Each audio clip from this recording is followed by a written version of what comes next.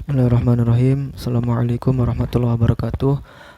Pribadi akan biasa membacakan kitab Gundul versi kocak ya. Bismillahirrahmanirrahim. Al-huznu, kesedihan itu mutanawwi'un, bermacam-macam, fi hayatin nas, dalam kehidupan manusia. Jadi namanya kesedihan itu macam-macam ya. Kesedihan itu di dalam hidup manusia macam-macam. Tadzkur ba'do minhu, saya akan menyebutkan di antaranya katanya. Jadi pengarang kitab ini akan menyebutkan kesedihan, macam-macam kesedihan ke dalam kehidupan, di antaranya kamisli huznin anil mahabbah, seperti kesedihan tentang percintaan.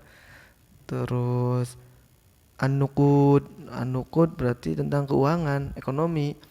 Adain, utang piutang. Jadi mungkin orang yang kena hutang atau tentang kekurangan ekonomi. Wal wajibat, tentang kewajiban-kewajiban, tugas-tugas. Wal iyal, tentang keluarga. Kesedihan itu macam-macam ya. Was sahabah, tentang persahabatan, pertemanan. Isobah, tentang apa? Sesuatu yang menimpa, musibah bisa jadi. Pokoknya sesuatu yang menimpa. Wafaqad, dan kehilangan. Ada mendapatkan sesuatu, kena sesuatu perkara, kesedihan atau musibah, dan kehilangan. Salah satu kesedihan itu adalah kehilangan.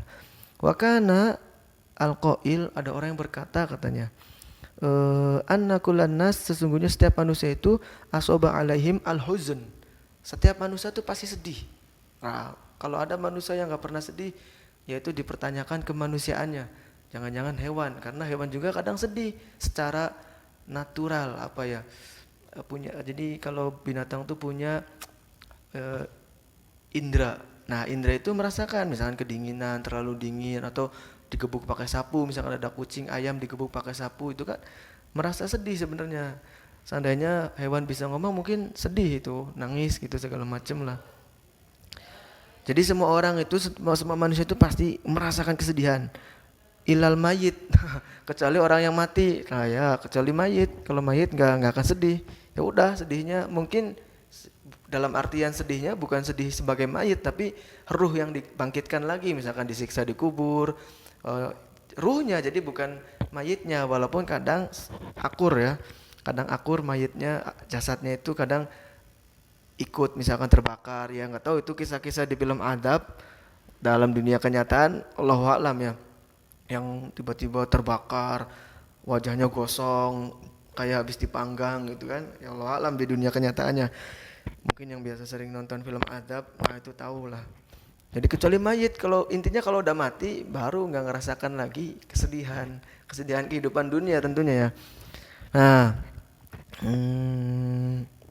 apa ini? Idza aradtum, kalau kalian ingin antukhallasu, ingin lepas, ingin bebas, minal husni, dari kesedihan, fakhruj, maka keluarlah minad dunia, dari dunia, mutu, matilah. Nah, makanya benar, jadi perkataan ada orang yang berkata semua orang yang hidup pasti merasakan kesedihan dengan versinya masing-masing, kesedihannya masing-masing. Yang tadi disebutkan tuh banyak macam-macam kesedihan. Jadi semuanya sama, tinggal tergantung orangnya aja menyikapinya. Ada yang sabar, ada yang malah dikasih kesedihan senang, bersyukur, dan lain-lain. Tergantung keilmuan dan ketakwaan lah, hati lah itu mah. Nah jadi kalau orang ada yang pengen lepas, bebas dari kesedihan, maka keluarlah dari dunia ini, alam dunia ini, alias mutu, matilah katanya. Nah itu. Walakin mayas tasni, ada orang yang mengecualikan, aikana man la yahzan fi hayatihi fawa sobi. Nah, ada juga pendapat orang yang mengatakan bahwasanya ada orang yang nggak bisa sedih, yaitu anak kecil katanya. Sobi, fawa sobi katanya.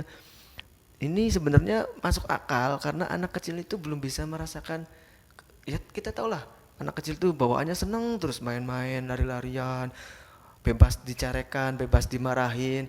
Kalau ada orang dewasa misalkan di rumah makan naik-naik ke kursi, naik-naik ke meja, mungkin dimarahin, sedih jadinya.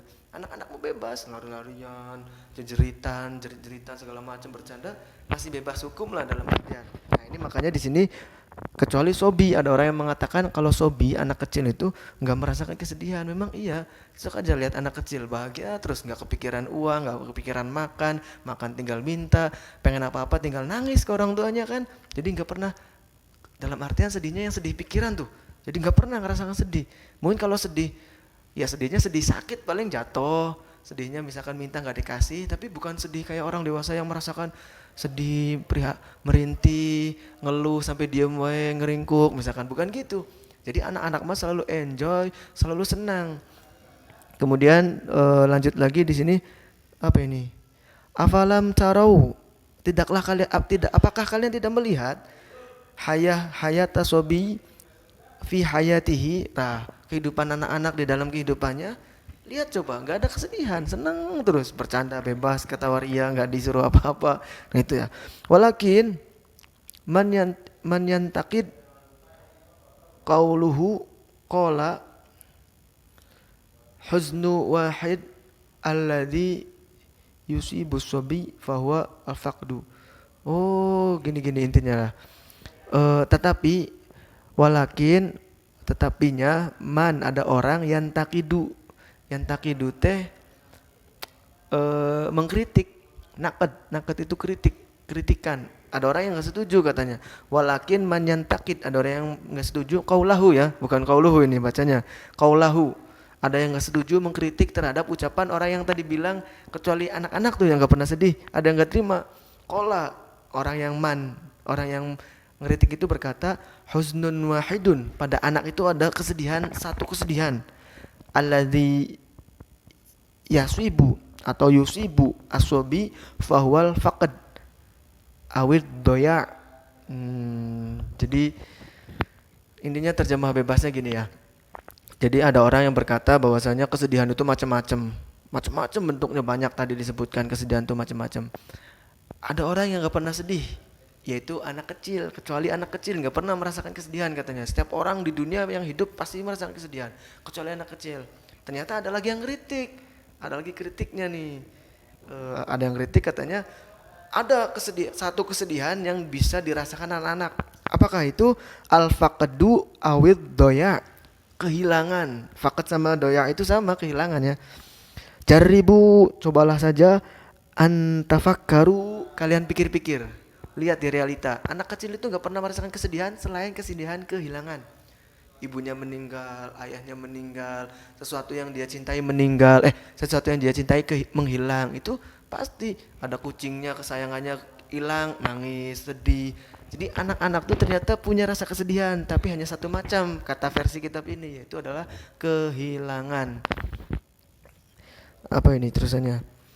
Falhasil, maka kesimpulannya a'zamul huzni, pang agung-agungnya kesedihan, paling agungnya kesedihan, paling besarnya kesedihan, min jihati hadhil faqd. Nah, apa ini ketutupan? Min jihati hadhihi al faqd wad doya. Jadi dilihat dari sisi ini, ada yang berpendapat pang agung-agungnya, pang gede-gedenya, paling besarnya kesedihan itu adalah kehilangan. Yaitu sampai taraf anak-anak juga bisa merasakan kesedihan yang namanya kehilangan. Apalagi orang dewasa, kalau kesedihan kehilangan itu waduh. Apalagi kalau dalam bahasa dunia percintaan, wah, kehilangan tuh bisa ada yang sampai bunuh diri, yaitu yang udah parah banget ya. Kehilangan sampai bunuh diri. Jadi seolah-olah hidup nggak bisa bahagia tanpa dirinya. Aku nggak bisa bahagia tanpa dirimu. Nah, ini yaitu karena saking cintanya meren, jadi sampai kehilangan teh, sampai bunuh diri, sampai frustasi. Bahkan banyak orang, kisahnya orang nakal, orang yang nakal di jalanan dan macam-macam itu karena awalnya dikhianati kekasih lah, segala macam lah. Itu sebenarnya salah dari awalnya saja ya. Enggak, cintanya terlalu full, terlalu besar. Jadi ketika kehilangan, sedihnya juga akan besar juga. Padahal kalau biasa-biasa aja, cintanya wajar-wajar terhadap pasangan, ya nggak akan merasakan kayak gitu, nggak akan sampai bunuh diri apalagi. Jadi ya itulah, dari bahasan ini kita tahu bahwasanya musibah terbesar, kesedihan terbesar itu adalah kehilangan. Sampai anak-anak juga bisa merasakan kesedihan yang namanya kehilangan. Apalagi orang dewasa pasti paham tentang kehilangan. Jadi intinya belajar nama dari kitab ini ya mungkin Yaitu kalau dalam kekasih jangan terlalu berlebihan cinta kepada siapapun, jangan terlalu berlebihan cinta itu ya seadanya.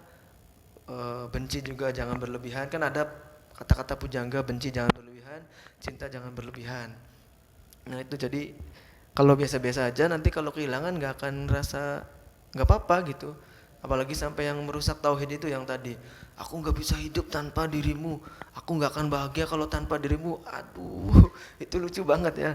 Jadi seandainya dilogikakan gitu, misalkan ada orang laki-laki umur 18 tahun ketemu sama wanita yang dia sukai.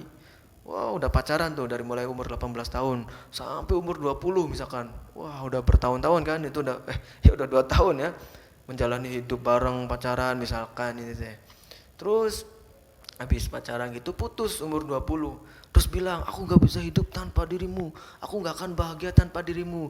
Dia gak sadar sebenarnya sebelum ketemu perempuan itu 18 tahun ke bawah, dia itu bisa bahagia dengan teman-temannya, ketawa-tawa dengan keluarganya, bersukaria dengan teman-temannya.